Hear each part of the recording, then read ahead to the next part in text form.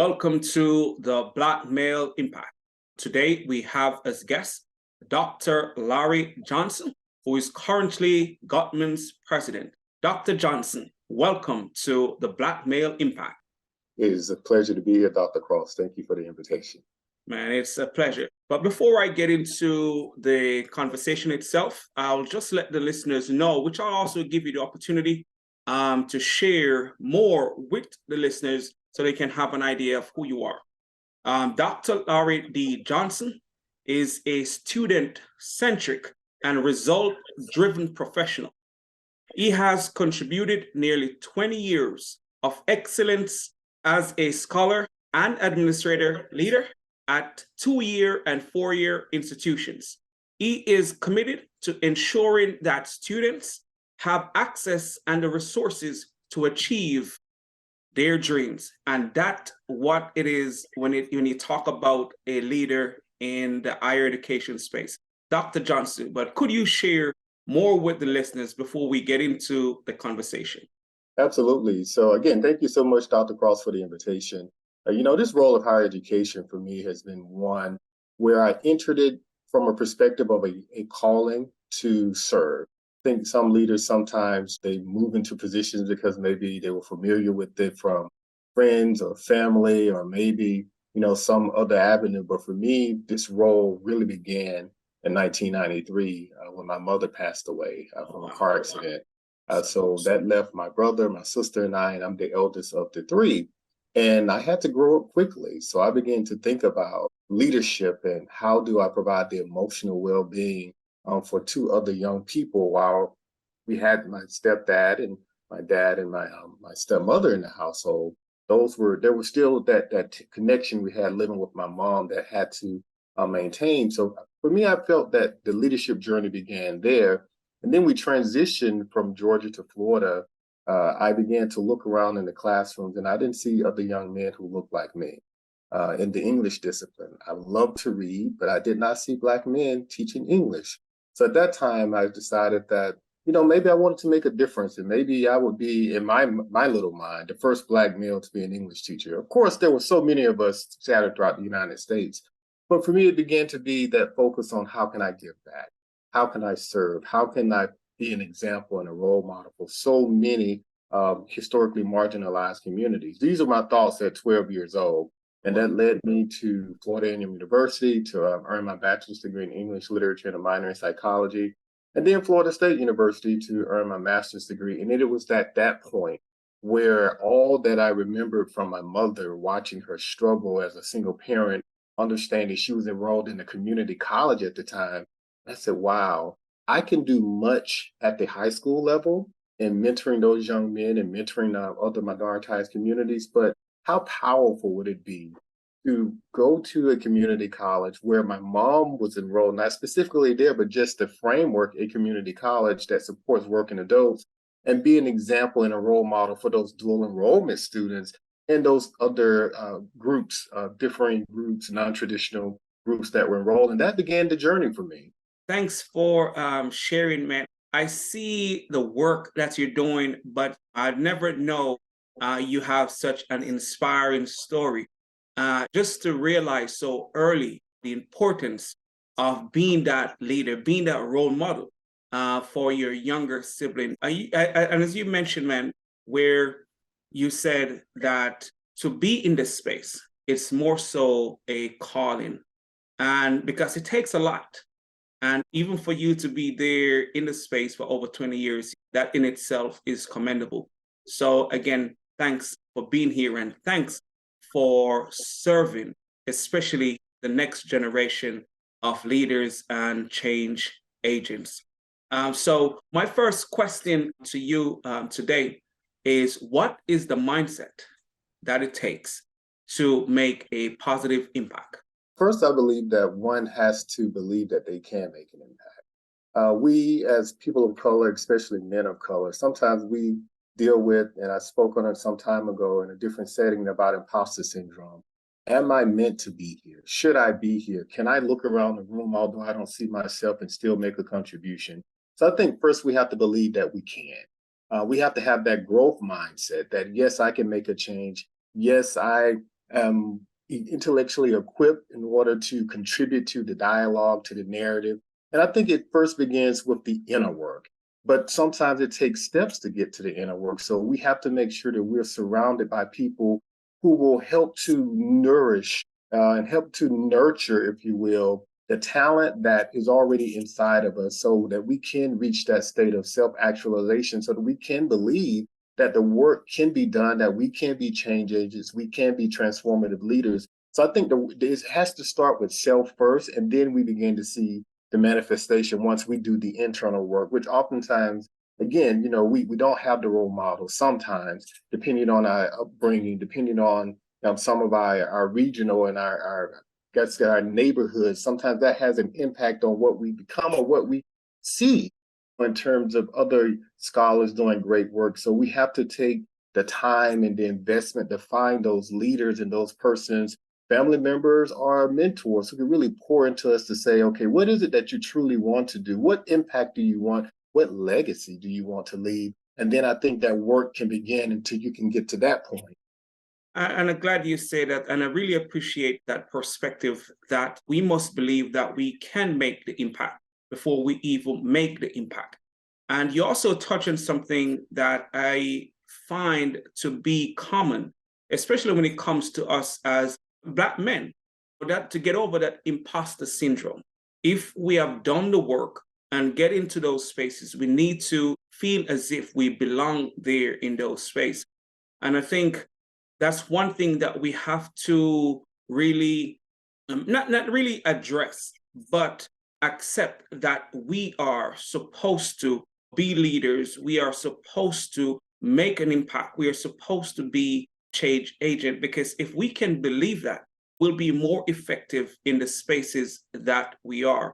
And so I really appreciate you sharing that perspective, and a great reminder to all of us, as we transition to different roles and different opportunities, to believe that we are capable of making the impact that needs to be made.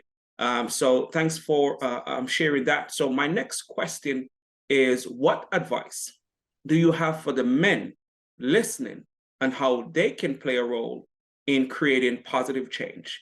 I think it goes back to the former question is, and once we've identified that we can do it, once we have surrounded ourselves with people who can see in us sometimes what we can't see in ourselves, I think we have to really sit down and think about what is the impact that we want to make? What are the steps that we need to make to get there? What resources do we need in order to see that change comes to fruition? And then I think we need to be very strategic. There are different avenues. There's impact that we can make in one's religious settings.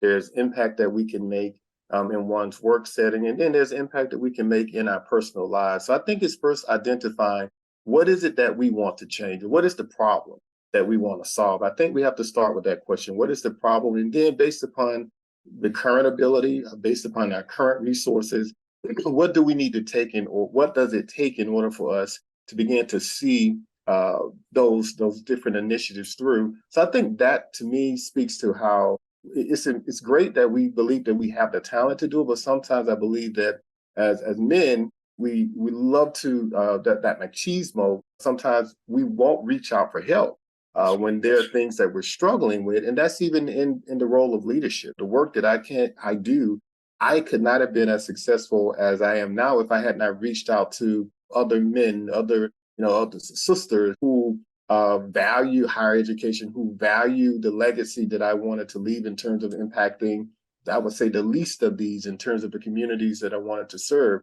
So I believe that it really starts there with just really identifying what is the problem that you want to solve. I think there are so many problems in our world, especially today, that we can solve. And I think we have to figure out not that we want to do it all, but what is that one area where we want to make an impact, and do research on that. Really identify what are all of the socio-emotional impacts of that decision? What are the socio-political navigations that we have to consider as we're looking at making an impact in those different settings? Because all of those external factors will influence how we develop our strategies in order to make the needed change in whatever personal work or even in our other, settings that we're in. And thanks for sharing that. And I believe that's true. We need to identify the area that we want to make a difference in.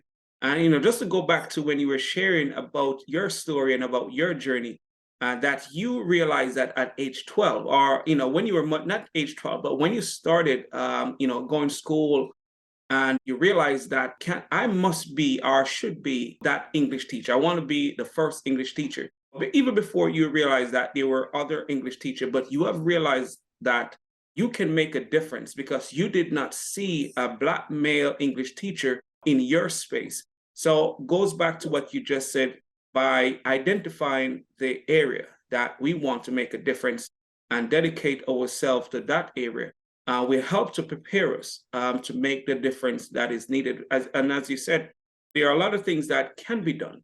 And if we're going to see change or want to make change, we have to identify where we want to dedicate ourselves, because one, we can't do everything. So it's important that we figure out, where we want to make a difference and dedicate ourselves to that area. And you touch on one thing that is really important when it comes to us as Black men, and that is asking for help. Knowing that to become even the best version of ourselves, sometimes we're going to need help to navigate our way as we go forward on our journey. So I really appreciate those perspectives, because I think it's important that we identify the area and we also asking for help if we need it as we go on our journey. This next question is somewhat close, but and I think you may have touched on it a little bit, but I'm still going to ask the question. How can we, as Black men, help to change the narrative today? Yeah, that's a good question. I mean, there's so many external influences. When you think about TikTok and Instagram, and the list goes on and on and on, our young men, they are learning from those various mediums. And oftentimes it's hard to really sit down with a young brother and say, this is the pathway, because they're seeing a totally different pathway on Facebook, a totally different pathway in different streams of in which they receive communication. And so I think that we have to really sit down and I think understand the context of where we are now. How can we leverage those mediums to educate? I find that there are motivational speakers who are using the quick 30 to 1 minute videos on Instagram and LinkedIn to share an important message that I believe other brothers and young brothers can learn from. So I think we have to first understand how this generation is communicating, leverage that ability to use those mediums to communicate, and then ensure that we are consistently sharing narratives that will uplift, that will empower, and that will dismantle those notions of what society has now deemed as masculinity, what society has now deemed as Blackness, what society, is trying to perpetuate as wokeness, when we know that it's all about being aware. We know it's all about being self-conscious. We know it all goes all the way back to the civil rights movement, where we were fighting for our freedoms to vote, freedoms to learn. And I think that we have to be a little bit more aggressive in terms of saying that we're here, that we are competent, and that we need to be at the table, because we continue to see in the work that I do, when you look at the data, after the first year, oftentimes our young men of color are stopping out. They're stopping out to probably go and work. They're stopping out because they may not see themselves in the curriculum. They may not see that there are teachers and our professors in the classrooms that look like them. And we may find the same thing in the K-12 setting as I grappled with when I was 12. And I think that we have to be more unified in that. So often we are in this polarized community, and we are polarized. You have your different factions of Democrat, Republican, Tea Party. I mean, all of those different parties we've heard over the years, and oftentimes it comes with its own ideologies. But what we still struggle with, I believe, as a Black male community, is that unity. There are different groups and different organizations, I believe, that are helping to unify. We still have the NAACP, you have the National Urban League, and then that focus, begins to be on all of the societal woes. But getting back to what exactly does it mean to be a Black male in 2023? I think those are conversations that we need to bring our young brothers to the and let them talk about it. What are they confronted with now as they're in grade K-12? What are some of the biases that they're experiencing? What narratives do they see being perpetuated in media and across these different modalities? And then what narrative do we want to counter that with? And I think that takes on the getting out of not focusing on the self, because oftentimes we say, okay, well, it is what it is. Social media, that's how they're learning. So we're just going to do our thing and try and change this group that we can have influence on. But I think it's going to take more of a clarion call for just defining, now, what does it mean to be a Black male? And then all of the strengths and talents that we bring to the table. And then I think we'll begin to see more changes in terms of more Black men in the classroom, more Black men in C-suite positions. Because as you look at it, and I celebrate our Black sisters, our brown sisters, but when you think about people who are being promoted to the C-suite, you're seeing several of our sisters, several of our Latina sisters, several of our Black women in other populations, and that's great. But that's what we have been fighting for. Women have been fighting for equality. But when you think about for every 3 or 4 of our sisters who are moving into those C-suite positions, where are your men of color, your Black men, and why is that? Has anyone stopped to think about that? Is it that we are not ready for those positions? We're not being positioned to move into those roles? So I think those are some of the things I wonder about. Again, while I celebrate the ascension of our sisters and all of the amazing contributions they're making, since we're talking about the topic of how Black men can contribute, I think we have to really take an assessment of what does it now mean to be a Black male in this 21st century with everything that has happened post George Floyd, Ahmaud Arbery, and all of these young brothers. And there's a narrative out there. How can we continue to counter that narrative, but more from a unified perspective? Oh man, thanks for sharing. And what you shared, I could listen to it over and over, because I too have seen where we're not getting in those positions a lot. And yes, we have seen the sisters, they are moving up and they're getting those promotions. And I came across a topic when I was teaching that overburden women and displaced men. And sometimes we have to think about it. Is this systematic? Is this kind of set up to be that way? Where as Black men, we are not seen as the great persons that we are, our individuals that we are. And you touch on something that I believe that we have to become cognizant of, and that is to make sure we are unified, make sure we are working together to make the progress, that we are working together to get into these positions, because again, we need to learn how to navigate our way to make the progress that we are more than capable of. And I think if we do more of that unification, more of helping each other, more of pulling each other up or pushing each other forward, I believe we can accomplish more. But as a leader, do you find like Black men, young Black men who have the aspiration, do they often come to you for guidance or support as they navigate their journey? Yeah, that's a great question. I'm finding more of that as of recent. So LinkedIn, I tell everyone all the time, LinkedIn has been my friend. When I really began to envision being a community college leader, I immediately, back in, I would say 2008, 9, when LinkedIn was it was probably already around, but I don't think people were really quite using it the way in which they're using it now. So I would reach out to people who persons may feel like, we're untouchable. I would reach out to the CEO of a college. I would reach out to the CEO of an organization. And I would simply say, can I have 15 minutes of your time? I want to hear your story. And after doing that for a number of years, I began to develop what my values are. And what my values were confirmed in many of those conversations. I heard leaders say, don't let your age define you. You have a doctorate degree now. If you feel that you're ready to go after a C-suite position, go after it. And then it was that motivation. It was that constant and that consistent saying, you're ready, you can do this. And so I now find that other young brothers now, as I leverage LinkedIn and I show the work that I'm doing at the college, I show the engagement with the students, there are now young brothers who are reaching out to say, hey, I want to be a college administrator one day.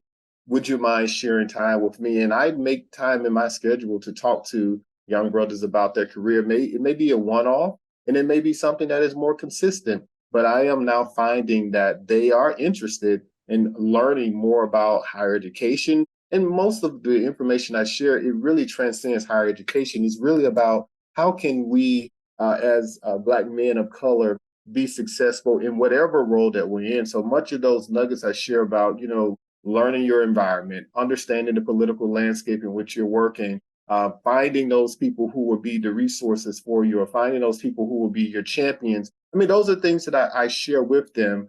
So yes, I find that there are young men that are following me, and sisters as well, but definitely there are young men because they want to know, gosh, you're so young. I mean, outside of the beard, kind of this salt and pepper thing I have going on, right? Can't change that, right?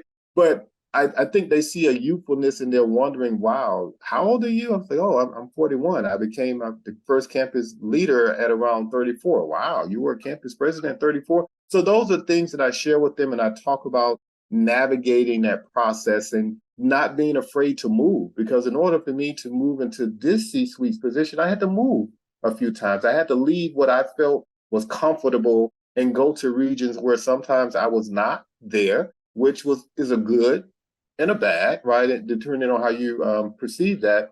But it took me being mobile to move into a role wherein I can now influence outcomes for so many of our students who are traditional and from traditional and non-traditional backgrounds. But yes, every day, as often as I can, I will carve out time in my schedule to talk to young brothers just about, rising to leadership and what they need to be thinking about now as they're preparing themselves.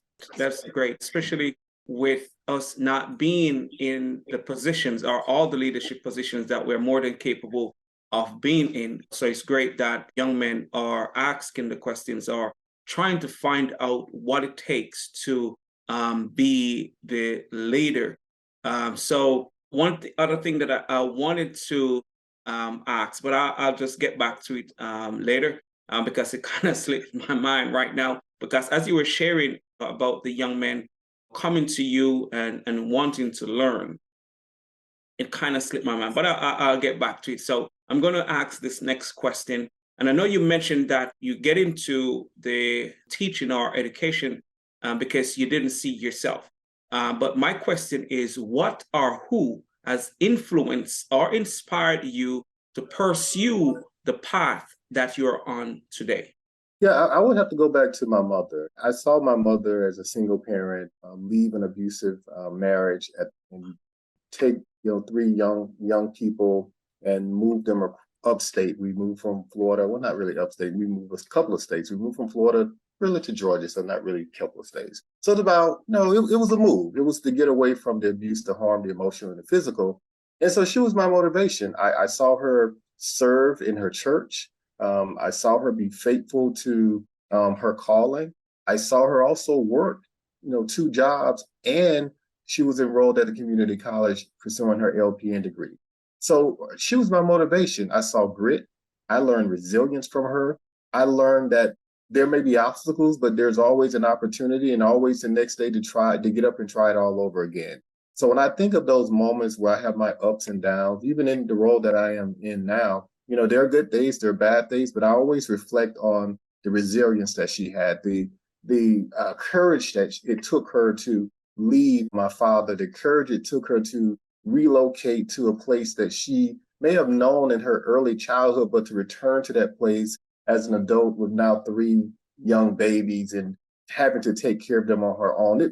For me, outside of all of the professional, I would say mentors I've had over the years who have either hired me or who have taken me to the side to show me how to navigate, it was my mother. It was my mother. And I think that everything that I've done, I have to credit it to her because she's the impetus. She is the one that I believe is guiding me through this journey. When I see single parents at the college, this college and former colleges, I try to find resources to make sure that I can at least eliminate as much as I can some of the barriers that would impede their ability to be successful as a student. So she is, and she will always be that person who continues to motivate me to do, the work that I do. That's awesome. And that there are a lot of us, or a lot of Black men, or a lot of people on a whole really take the strength from their mother. Because, one thing, the mother is always there. And so to see, especially in your case, to see, what she had to go through and able to still continue and wanting to better herself despite what she have to do to take care of you guys. That's really, that shows strength, as you mentioned, and grit and resilience. And that is always great and inspiring as well. So my next question is, what is your perspective on the current climate of Black men in society today? Well, I really think that we are, as people might use the phrase, endangered species, right? And then I look at just what has happened over the last 3 years, with much of what we've seen play out in media, Mr. George Floyd and Ahmaud Arbery, just the countless killings of men of color. I think it's presented a narrative sometimes where people think, well, this is just what it is. This is just a remaking of the bad movie from the civil rights movement, but it is real. And you wonder, and even when I go out, and I'm not in, suit and tie, and if I'm in a hoodie, you wonder about, will I be perceived as such? And the reality is, yes. That's who I think society, because of the narrative, sometimes makes us out to be, and they believe that's a reality. To be in an elevator, or to be in a store, and to have someone look at you side eye because they have seen something on the news and CNN and different places, and it triggers them. I think that we are in a place where we have to redefine again what it means to be a Black man of intelligence, of charisma, that's making an impact. And we need to continue to see those exemplars, and they're out there. We see them all the time. But there is pockets of innovation happening. Let's get back to the Black Male March on Washington. That was powerful. That was a narrative that, to me, we need that type of resurgence and that energy again, for people to really say there are Black men out there who are not doing all of these things that people see in media. While some are unarmed, there will be those who will counter that and say, well, others were armed, and as a result, such actions happened.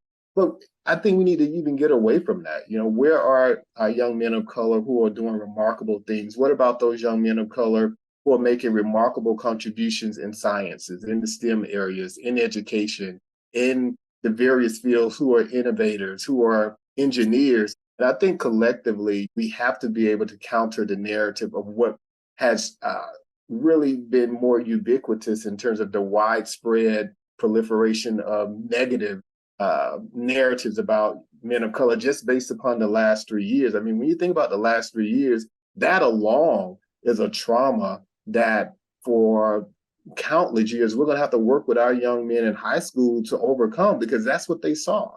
They were in lockdown for 2 years, really for a full year, and all they saw were marches. All they saw was this narrative over and over and over again. And we have to find a way to talk with them, because oftentimes the high schools they're not equipped to provide that level of comfort and counsel. And they can have a listening session, and that's great. It's a one-off.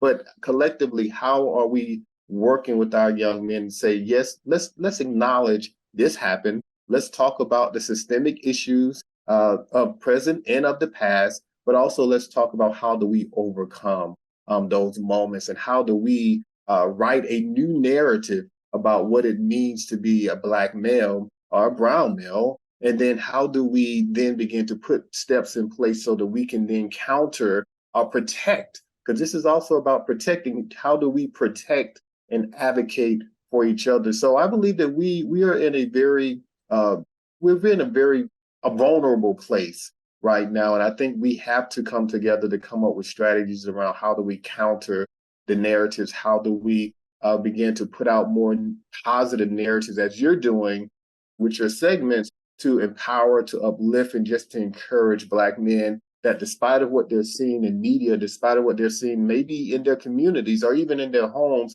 that there are other brothers out there who are doing things, and they can just reach out to them if they want to know what that pathway is, or just to be encouraged, or just to be poured into, so that they feel as if, yes, there's something in me that I want to do. I don't know how to do it, but if I don't know, then I can connect, that young brother or that brother to someone who I know who is doing that work. So we have to do more of that, and not all of the polarization that's happening because of what we're seeing in society. Well, thanks again for sharing that valuable point or insight and perspective.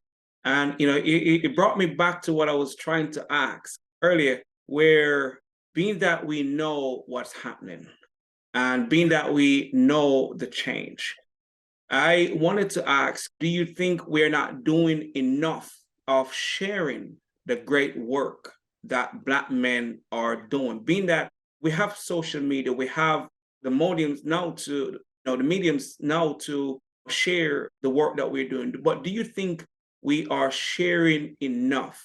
Are we taking advantage of the social media platform to share the positive? Yeah, I think there's always an opportunity to do more.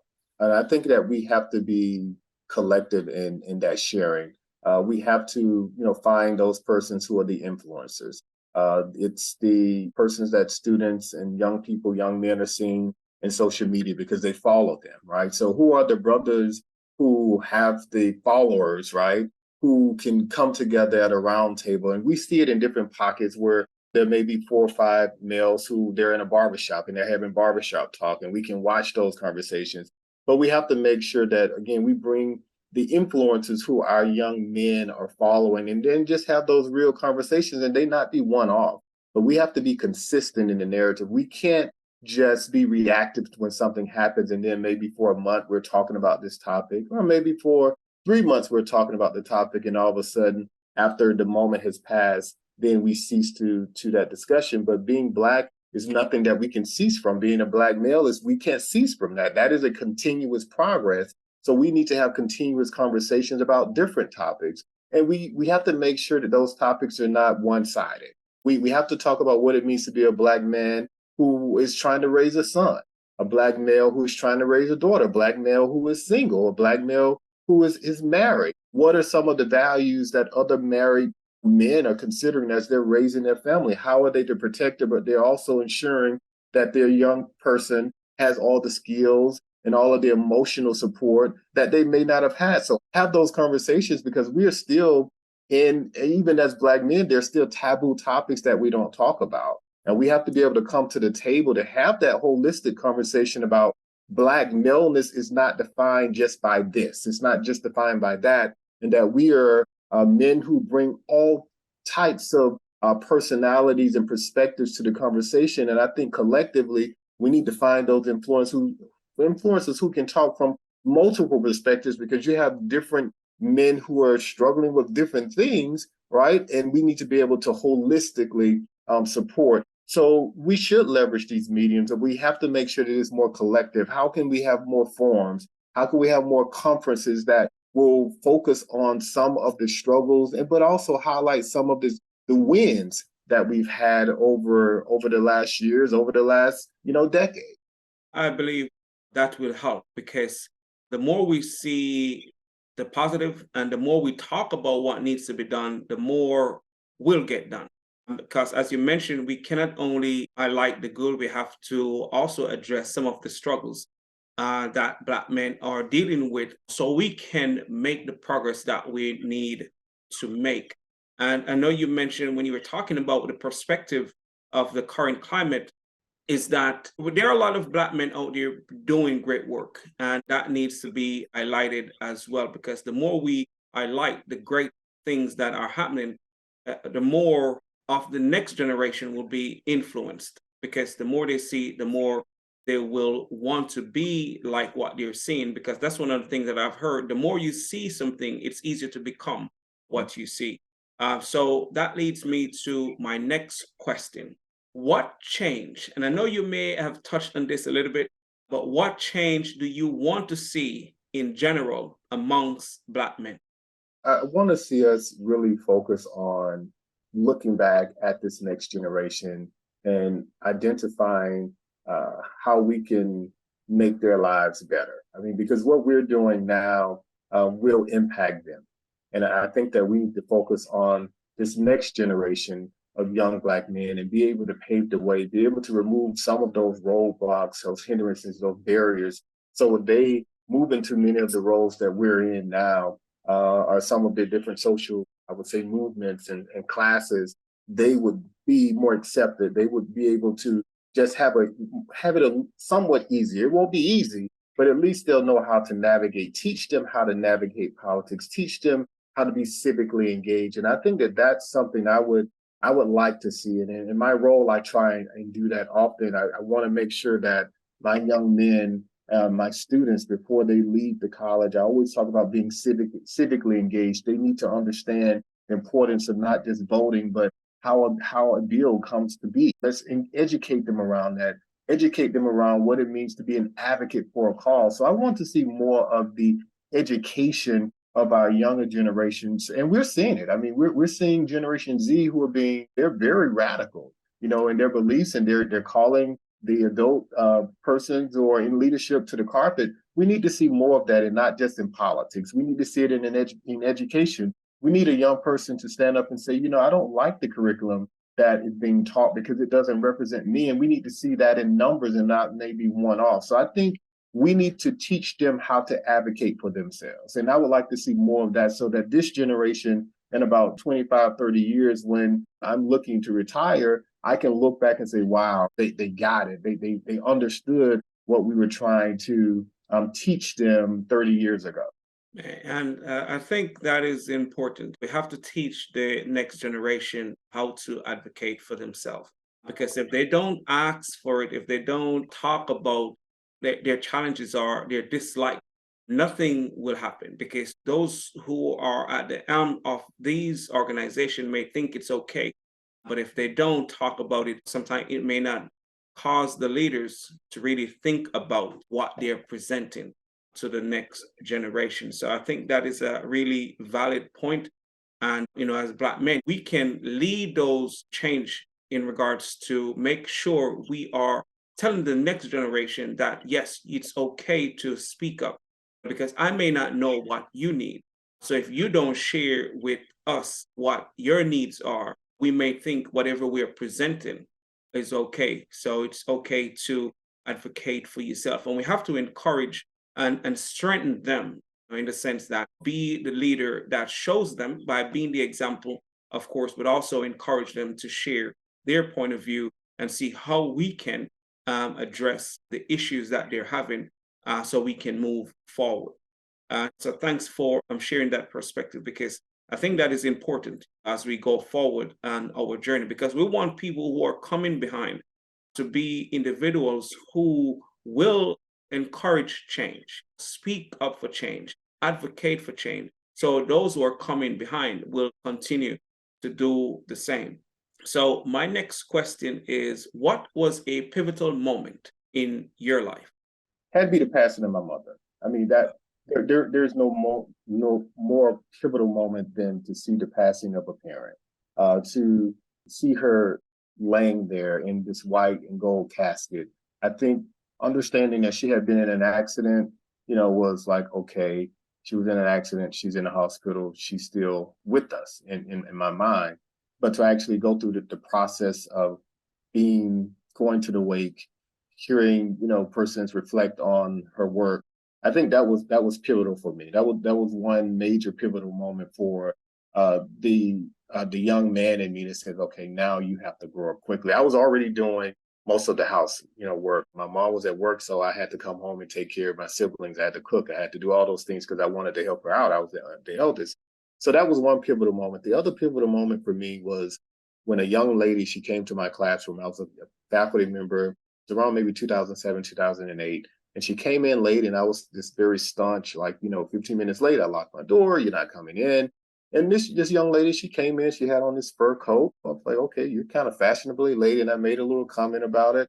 And after class, talked to her about that. And she said, look, I'm homeless. And I had to go back to the shelter and risk being late to your class to get this coat. And it took all of me to hold it together until I got back to my office.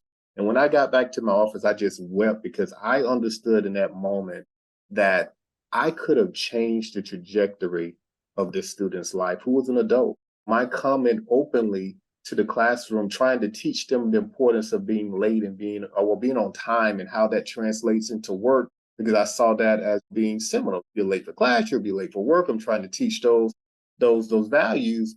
But little did I know that this lady was struggling, that she was struggling, she was house insecure, and that just awakened me. I said, oh man, this is sometimes the community college student.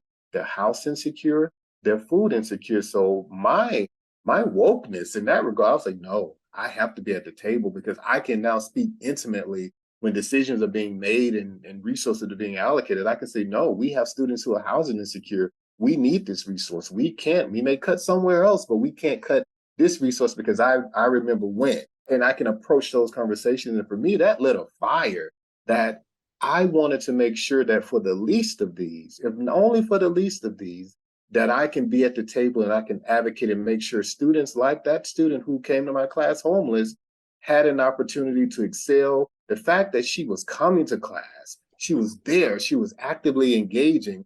I said, wow, I need to make sure that for her, for students like her, that I'm able to influence changes that will support their rise to, my hope is to making family sustaining wages. So those are two pivotal moments for me in my life that I said, okay, I believe I was called to do this work, and I believe I had been being readied for this work. Even at the closing of the casket, I believe that there was something that happened in that moment that said, okay, your life will be not one where you're just focused on yourself, but your life will be one of true service and service to individuals.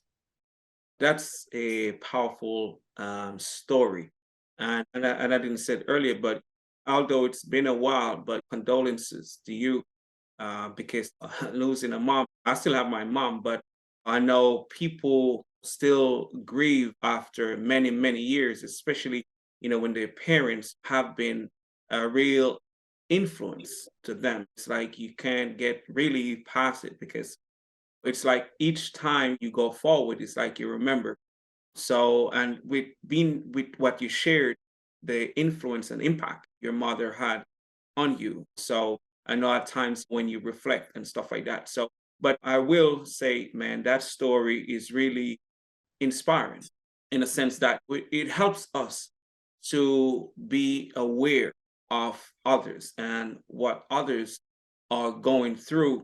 And sometimes without the understanding, we may make judgments, not knowing that the people we encounter every day may not be in the best position.